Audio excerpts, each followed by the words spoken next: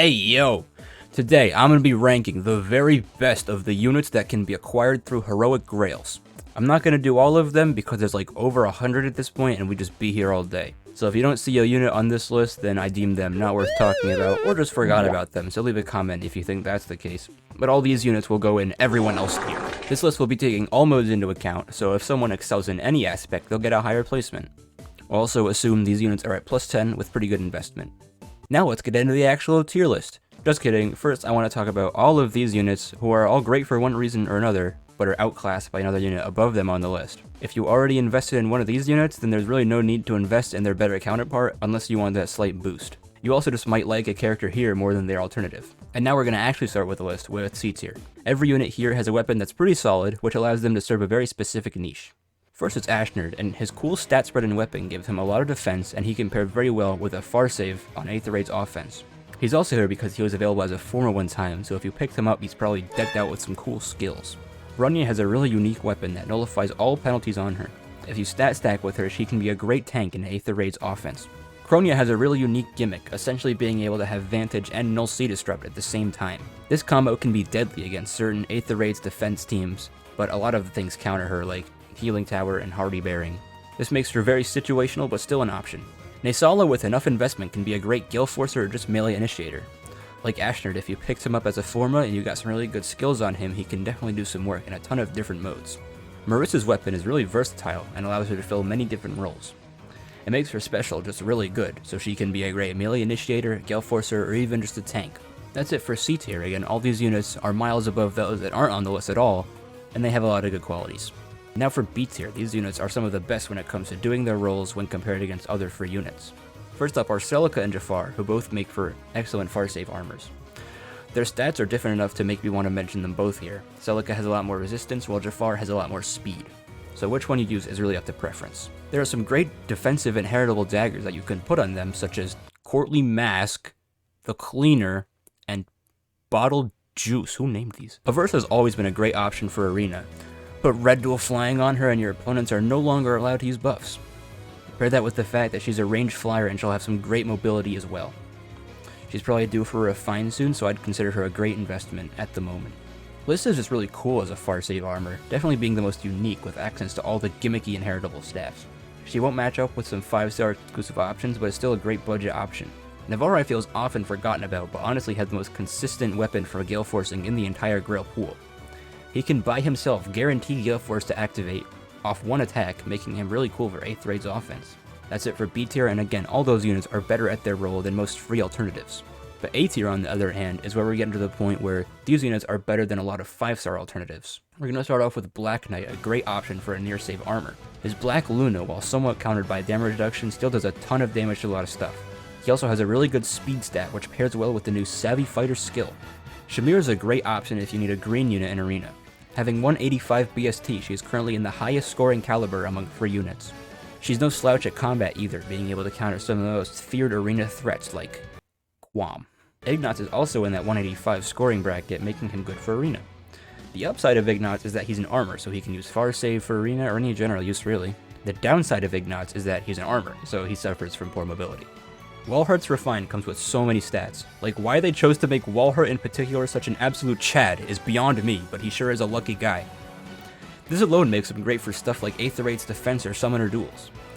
He also inflicts the flash effect on an enemy within 4 spaces of him. This a lot of the time isn't going to hit the unit on the enemy team you really want it to hit, being save armors, but it's still really nice. If you're looking for someone to inflict flash in particular, then Kempf, the next entry on this list, is your guy. He applies flash to the enemy and opponents within 2 spaces of the enemy after combat. This can be awesome for countering save armors in Aether Raids and summoner duels, allowing the rest of your team to just wail on those armors with no repercussion. He also has some pretty good stats. Finishing off A tier is Julius, who has damage reduction and a bunch of stats. What more could you really ask for? He'll work incredibly well in Aether Raid when paired with a near save armor, and I've even seen him work in arena and summoner duels. And that's it for the A tier, and again, all these units are better than a lot of 5-star alternatives when invested into properly. Now before we get into the S tier, did you know you can get the best unit in the game for free? That's right, no orbs, no grails, no nothing. all you gotta do is scroll down below this video and hit that subscribe button, because the best unit in Fire Emblem Heroes is actually me. That's right, Connor Zack is the best unit in the game, and all you need to do to get him is just hit that subscribe button. His unique C skill, live summoning 500 free-to-play orcs versus a Hero Rises 2022 banner, is only active on March 22nd, so if you want to see that, then be sure to subscribe so you'll get notified when it goes live. With that out of the way, let's talk about the S tier, where all these units are currently the cream of the crop and best units you can currently invest your grails into. Patrine is effective against beast units and targets foes' resistance instead of defense, two very unique skills which are hardly seen anywhere else. With a lot of investment, and I mean a lot, Patrine can do a ton of damage to some common near-save tanks and even kill fallen Edelgard. What? For this, she can be useful in summoner duels or Aether Raid's defense. Young Innes disables damage reduction when his special activates. Deadeye already does this for archers, but Init just comes with it straight out of the box, and for him it's even easier to activate than Deadeye. Innes is a hard counter against Legendary Claude in Arena if that's something you struggle with. His ability to cut through damage reduction also makes him valuable for Aether Raid's defense or even summoner duels. Leone, like Innes, has a great stat spread, but she rides a horse so she's way cooler.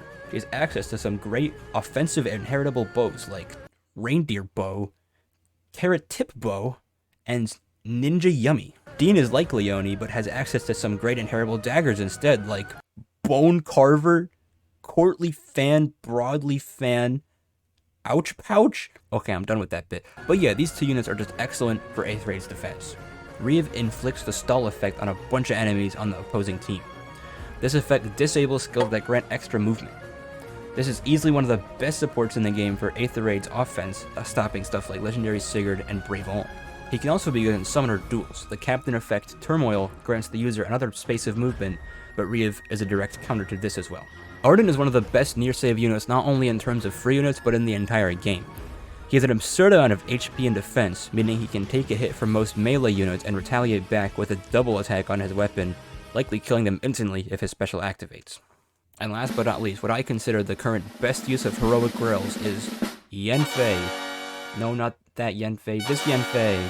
He's a complete monster arena, having both distant counter and damage reduction on his weapon when not adjacent to an ally.